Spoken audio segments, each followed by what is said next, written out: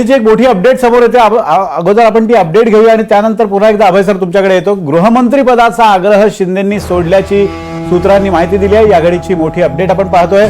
सध्या वर्षा या निवासस्थानी एक महत्त्वाची बैठक सुरू आहे। पक्षाचा योग्य तो सन्मान ठेवा, अर्थमंत्रीपद मिळावा अशी शिंदेंची इच्छा आहे। अजूनही महत्त्वाची मंत्रिपद शिंदेंनी त्याचा आग्रह सोडलेला नाही आहे। पक्षाचा योग्य तो सन्मान ठेवा असं सुद्धा त्यांनी भाजपला सांगितलेलं आहे। आणि याच विषयी राहुल कुलकर्णी यांच्याकडून आपण अधिक अपडेट्स घेऊयात। राहुल, अपडेट काय आहे? कारण अजूनही शिंदेंनी आग्रह महत्त्वाच्या मंत्रिपदाचा सोडलेला नाही आहे, गृहमंत्रीपद वगळता। मात्र गृहमंत्री पदावरचा त्यांनी पूर्णतः दावा सोडल्याचंही समजतंय।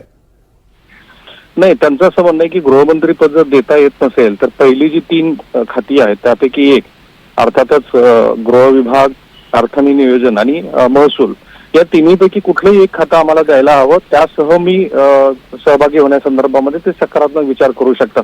अगदी अर्थ खातं जरी दिलं तरी त्या अर्थ खात्यावरती पण त्यांची सहमती होऊ शकते। पण विनोद, तोच मुद्दा आहे की गेले 8 दिवस झालं या संदर्भातल्या अनेक चर्चा झालेल्या आहेत, पण ती चर्चेची पायरी पुढची सरकलेली नाहीये। आताही प्रेस कॉन्फरन्समध्ये हे जाणवलं की जे काही शिंदेना ऑफर केलेलं आहे त्यासह उपमुख्यमंत्री पद घेऊन त्यांनी सत्तेमध्ये सहभागी व्हावं अशा पद्धतीची भाजपची भूमिका आहे, ज्याला शिंदे यांचा नकार आहे। अजूनही बैठकांचं सत्र होईल। एकनाथ शिंदे यांच्यावर देवेंद्र फडणवीस यांनी स्वतःही सांगितलंय की अशा बैठका होणार आहेत आणि या बैठकामध्ये मग पहिल्या 3 खात्यापैकी एक खातं जर त्यांना दिलं, त्या संदर्भामध्ये भाजपच्या वरिष्ठ नेतृत्वाने ग्रीन सिग्नल दिला तर कदाचित ते उपमुख्यमंत्री म्हणून सुद्धा या सरकारमध्ये सहभागी होतील, ज्याबद्दल त्यांनी अत्यंत संदिग्धता आता तरी ठेवलेली आहे। राहुल, अजून एक मुद्दा असा आहे की पक्षाचा योग्य तो सन्मान होत नसल्याची खंत सुद्धा शिंदेंनी भाजपच्या श्रेष्ठींसोबत बोलताना बोलून दाखवल्याचं कळतंय। भाजपचं यावर काय म्हणणं आहे? एकनाथ शिंदे यांच्याकडच्या अनेक मंत्र्यांशी आणि आमदारांशी बोललो, जे इथे राजभवनामध्ये पण उपस्थित होते आणि जे एकनाथ शिंदे यांच्याबरोबर वर्षावरच्या बैठकीत आहेत। या सगळ्यांचं मत असं आहे की ज्या पद्धतीनं आपल्याला मुख्यमंत्री पद आपण सोडतो आहोत आणि आपल्यामुळे हे सरकार आलेलं आहे, त्यानंतर सुद्धा सत्तेतला आपल्याला पुरेसा वाटा मिळत नाही। दुसरीकडे भाजपनं ही भूमिका घेतलेली आहे की फक्त सत्तेतल्या वाटाच नव्हे तर तुमच्याकडचे जे मंत्री आहेत त्या संदर्भात सुद्धा निर्णय हे भाजपचे वरिष्ठ नेतृत्व घेणार आहे। आणि ही गोष्ट रेकॉर्डवरती आहे की जेव्हा किरण पावसकर यांनी या संदर्भात एक पत्रकार परिषदच घेतली आणि त्यातनं स्पष्टता आली की एकनाथ शिंदे गटाकडनं कोण मंत्री असावेत या संदर्भामध्ये सुद्धा भाजपचे वरिष्ठ नेतृत्व ठरवणार आहे। या सगळ्याच गोष्टी एकूण एकनाथ शिंदे यांच्या विरोधात जाताना दिसत आहेत।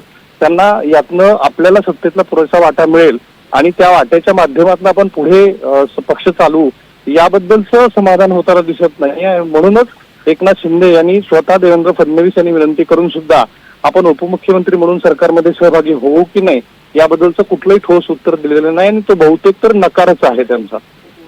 अगदी अजूनही राहुल, म्हणजे शिंदेंनी आपला दबाव पूर्ण ठेवलेला आहे आणि अजूनही भाजपकडनं त्यांच्या अपेक्षा आहेत। धन्यवाद राहुल दिलेल्या अपडेट्सबद्दल। आपण पाहतोय की शिंदेंनी पुन्हा एकदा दबाव बनवायला सुरुवात केलेली आहे। एकनाथ शिंदे सरकारमध्ये सहभागी होणार की नाही याबद्दलचा सस्पेन्स अजूनही कायम आहे। शिंदेंना अधिकची मंत्रिपद हवी आहेत। आता त्यांनी गृहमंत्री पदाचा आग्रह जरी सोडला असला तरी सुद्धा त्यांना अर्थ खातं किंवा महसूल यासारखं एखादं महत्त्वाचं खातं आपल्या वाट्याला यावं अशा स्वरूपाची त्यांची मागणी आहे।